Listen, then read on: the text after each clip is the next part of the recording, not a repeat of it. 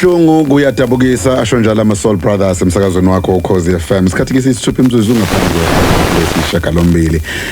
Sishilo-ke sathi-ke namhlanje sizoba nohlelo nje oluyispecial ngakho kokuningi sesakwenza nga-early ukuze sikwazi ukuthi-ke sihlangane no-business manager Ukhozi FM udadewethu Sbongi Ngcobo silethele-ke ezinye-ke indaba ezikhona. Ngcobo sikubingelele sibabulele kuKhozi kuseni. Ngibingelele Sipho, ngibingelele nakuwena Mroza, ngibingelele nomlaleli usekhaya. Hey. Uma singena la samxoxela umlaleli ukuthi uzokwazi ukuthi ufike ningabaphathi kube khona enizokudlulisa kungenxa yesimemezelo esikhona sibaluleke kakhulu ikakhulukazi kuthina la emsakazweni Ukhozi FM. Yebo Mroza, sesiphina saqhemeka enye ingozi la emsakazweni. Izolo sithole udaba lokuthi uBheka uBK Mchunu useshile emhlabeni. I think into eyaziwayo kakhulu ukuthi uBK ubengekho right for isikhathi yabo bebambekile khona isikhashana, so izolo udlulile emhlabeni. uBK umsakazi wala uKhozini wafika la ngo-2011 wasebenza enhlelweni ezihlukahlukene esibala kuzona Sibhude kuzimanzonzo Sithakela Isizwe kanye nawe kanye noSigiya Ngengoma. So sithanda ukuthi kumndeni sithi dudu nakubalandeli bonke bakhe abangani noza kwethu khona la ngaphakathi emsakazweni kubhlungu khona akumnandi. Into engifuna ukuthi sidlulise Sipho nawe Mroza ukuthi ekhathini ekanjena kubalekile ukuthi sitshengise inhlonipho. Ukhozi FM besikhulumile nomndeni izolo bacela ukuthi banikeze ithuba lokuthi bazise abantu abasondelene nabo. So yikho singazange simemezele izolo yikho simemezela manje. Ayikho into ebhlungu njengokuzwa indaba ekanjena ungalindele nokuthi ungatshela umuntu osondelene nawe. So kubalekile siyinhlangano enkulu kabi SABC ukuphuma kwendaba la empopeni iyakubantu abaningi engingase kumuntu bekufanele ethole ngenye indlela. So ngifuna ukucacisa nalokho ukuthi sikhona isizathu sokuthi silinde and kuningi kufanele kwenzeke before umuntu akwazi ukuthi afike la e-studio ezobemezela indaba efana nalezi.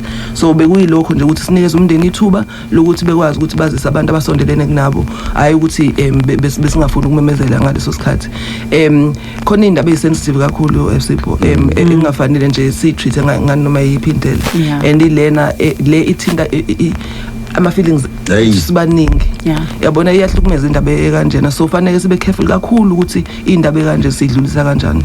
So bengifuna nje ukucacisa lokho ukuthi sikhona isizathu besikhulumene nomndeni and kubalekile ukuthi sibahloniphe esibanikeze nethuba lokuthi bekwazi ukuthi badlulise indaba kubantu abadinga ukuthi bazi ngenye indlela, hayi ukuthi bezwe emsakazweni. Anibalekile Mbatha abanye ba reacta ngendlela embi futhi lambe ifika nje uya drive mate usayibona kanti abakubo wakhe bayazi ukuthi engatshelwa kanjani. Yes. Mhlawumbe bebehlele ukuthi bamfonele umuntu mabamlinde ukuthi azafike leza khona bamhlalise phansi bamtshele ngendlela. So bengifuna nje ngithanda ukucacisa lokho nokuthi ngicela ukuthi indaba kanjena siyihandlishe ngendlela right. Simcabange yena lo muntu lo, sicabange nomndeni, sicabange nabonke abantu abazothintwa indaba ezibhlungu ezifana nalezi. Ngicela nokudlulisa okunye ukuthi khona kuleli viki besithole nezinye indaba zokuthi ubaba Joe Marubeni ubekade eqashwe ka SABC News nayo udlule emhlabeni ngomhla ka 10 March.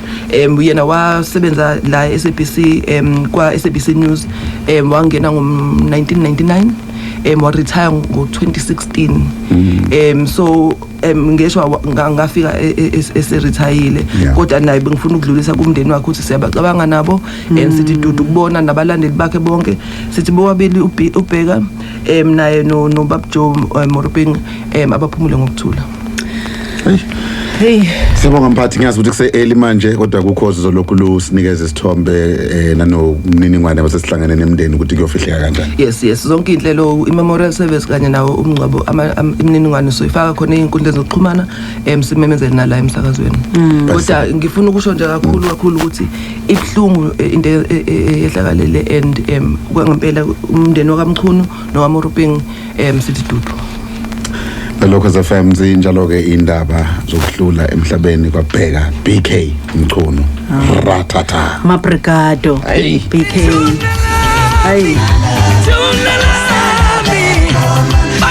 Umsakazo Ukhozi FM uzokalisa okukhulu ukudabuka nezindaba zokudlula emhlabeni komunye wabasakazo bengaconsi phansi kubalaleli balomsakazo. Umsakazi uBheka Prince Mchunu ongowokuzalwa kwesakwamthethwa emgazini udlule ngolwesibili lolwayizolo lomhla ka12 kuMarch ka2024. Ubese sebenze eminingi iminyaka le emsakazweni Ukhozi FM enza inhlelo ezihlukahlukene.